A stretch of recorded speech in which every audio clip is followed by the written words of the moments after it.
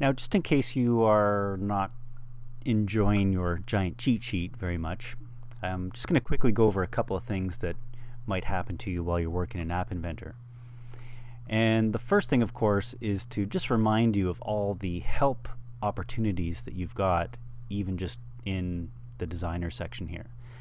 So for any of the components, you can click on the little question mark to get some idea about what that particular component can do. And if you want to find out more information, this will take you straight to the help page for that component. So you can click on more information and it takes you right to button. Now we've got these help tabs open on your browser already, but if you close them, then you can always get back to it that way. So that's really handy. And of course we've got all kinds of different drawers here that have different components, and the name is more or less a clue as to what you're going to find inside. The ones that you're mostly going to be using are user interface, layout. The horizontal arrangement actually is a really handy thing to add to your screen, because if you want to have a bunch of buttons across the top, you may have noticed that things mostly just go on top of each other, but in our horizontal interface we can just keep adding buttons and they go side by side. So that particular thing is really handy.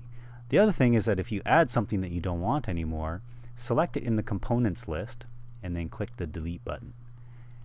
And don't ever hit the delete button on your keyboard while you're on the designer page, because that activates the back button and that disconnects your phone and all kinds of other stuff.